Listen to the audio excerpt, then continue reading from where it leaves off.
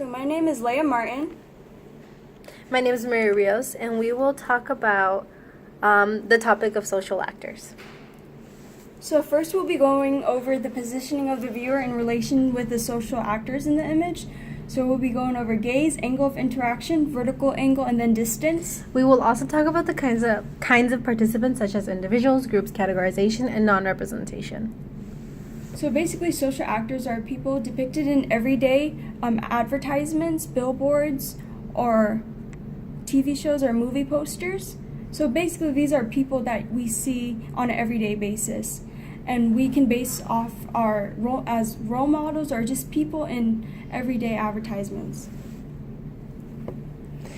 For positioning of the viewer, we will talk about gaze. So gaze is to what extent or how the viewers are encouraged to interact or to engage with the participants. And the angle of interaction it's just like to create power and involvement. Again, it's about connection with the viewer.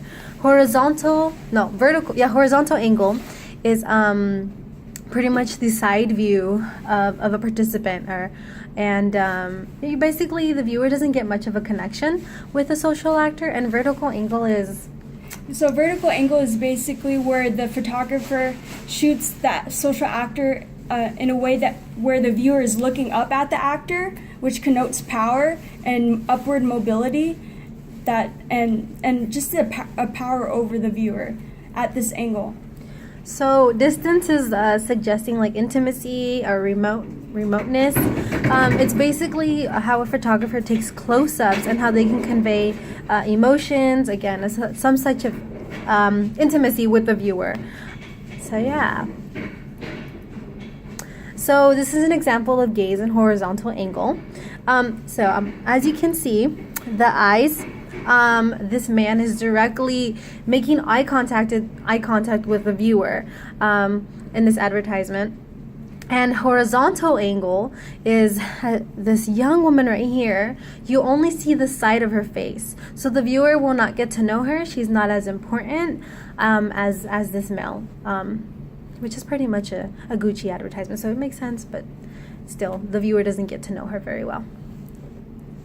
So the next example is a movie poster, and as you can see right here, this is a picture of the Earth actually, and these three people right here, they're astronauts, and so they're seen as heroes. So they're literally shot above the Earth, which means that they're more than just basic and normal human beings, but they connote power and heroism and influence because they're shot from above. So, as an example, as distance, this is actually a close-up. This is a close-up of this young woman, and she's smiling. So she's smiling with her eyes. She's literally smiling, and it's a close-up of her mouth and her face, just promoting, well, Colgate, white teeth, shiny teeth every day. So we will talk about the kinds of participants. First, we can go over the individuals and groups. So it's important in connecting with the viewer whether the photographer uses individuals in their advertisements or groups. So for example, individuals can connect more with the viewer because there's only a single social actor, which is easy for the viewer to relate to them because they're single. With groups, they're categorized or wearing the same outfit, but they're just a generic group, which is it's hard for the viewer to connect with them on a relationship level because they are a generic group.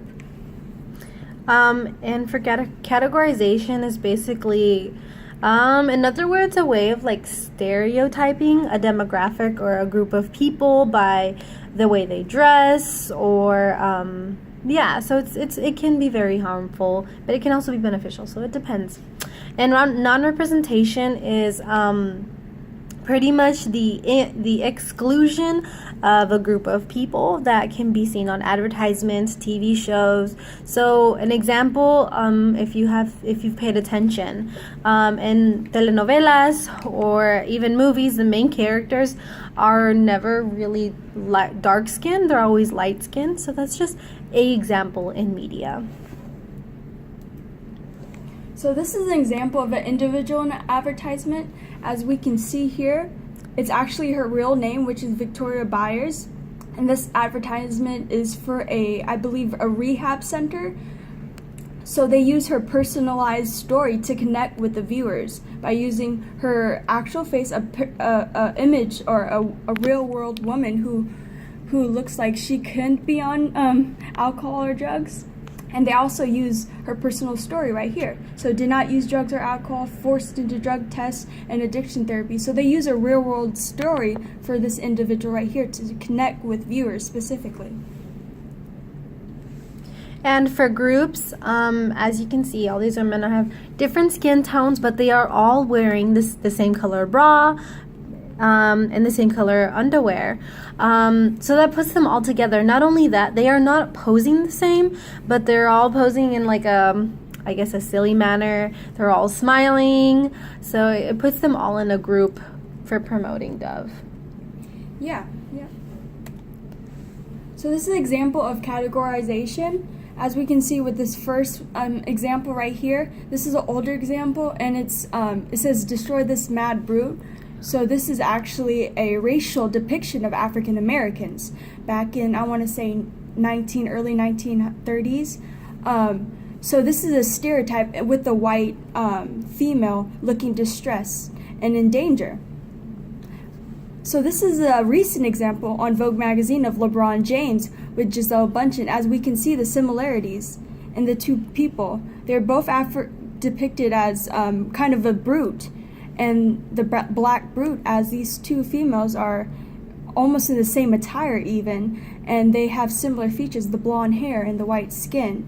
So this is a stereotype that is reused, as we see, recycled into modern day advertisements. And correct. And this is how categorization can be harmful. This is one example.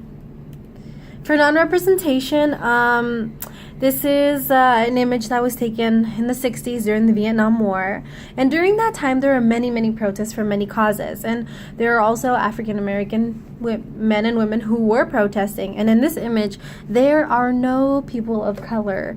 There's only, as you can see, it is black and white, but still, there's only white people. So, there's no representation of people of color, and you can't really tell whether they're lower class or middle class. You need more context for that, but yeah, this is an example of non-representation.